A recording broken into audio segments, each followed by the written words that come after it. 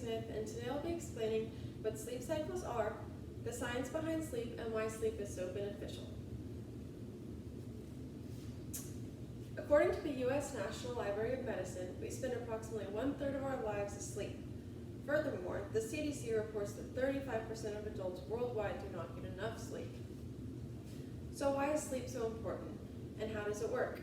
Today I'll be explaining what sleep cycles are, the science behind sleep, and why sleep is so beneficial. Allow me to start by explaining the importance of sleep. Sleep is crucial to our physical health, mental health, daytime performance, and safety. According to the National Institute of Health, sleep enhances your learning and problem-solving skills. A sleep deficiency has been linked to depression, suicide, and risk-taking behavior. Ongoing sleep deficiency is linked to an increased risk of heart disease, kidney disease, high blood pressure, diabetes, and stroke. And people who are sleep deficient are less productive at work and school. They usually take longer to finish tasks, and they have a slower reaction time, and they make more mistakes. Now that we've discussed the importance of sleep, let's move on to the science behind it. There are 4 different stages of sleep, and they all serve different purposes. Our first stage of sleep is our rapid eye movement, which we spend about 25% of our night in.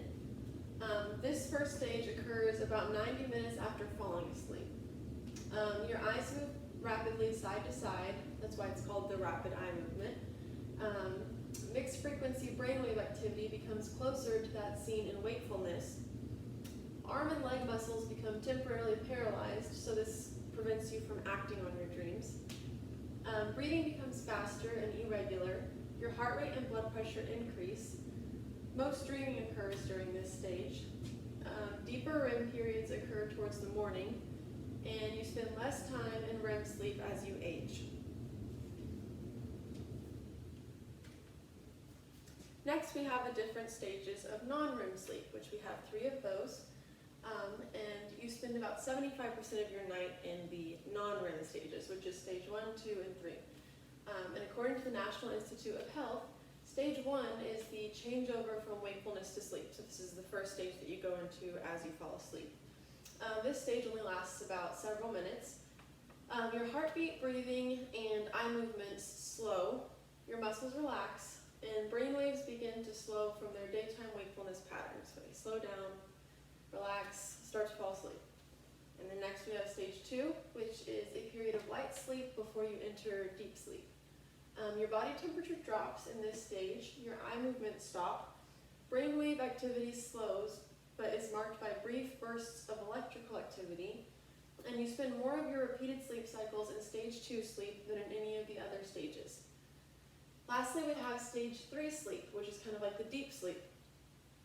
This stage 3 sleep leads to the refreshed feeling that you experience in the morning, and you have longer periods of stage 3 sleep during the first half of the night. This is when you have the slowest heart rate and breathing of all stages. Your muscles are relaxed, and it may be difficult to awaken you, and brainwaves become even slower during this last stage of sleep. We have reviewed the different stages of sleep, so now let's move on to what you can do to get a better night's sleep. So according to the National Institute of Health, these are a few tips to get a better night's sleep. There are plenty of things you can do to make the most out of your sleep every night, and these are just a few recommendations. So first, you can set a schedule. So try to go to bed at the same time every night and wake up at the same time every night. Your body gets used to it. It's like a biological thing, so that helps a lot. Exercise at least 20 to 30 minutes a day, but no later than a few hours before going to bed, because this will raise your heart rate and it will make you more alert.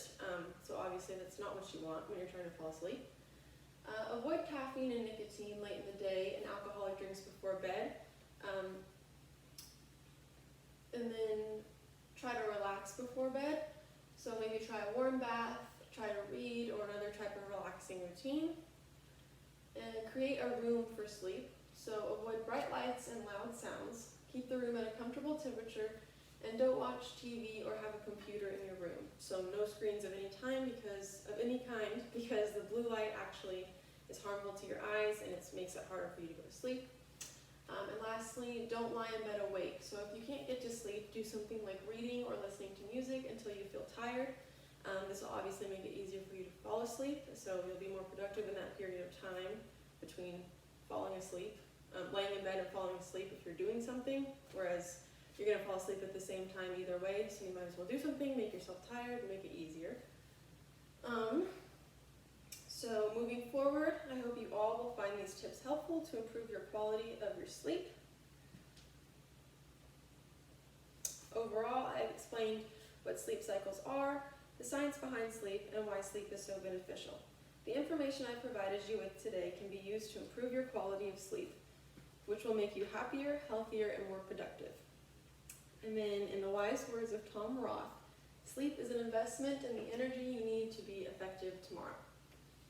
So, that's the end of my presentation. Thank you so much for watching.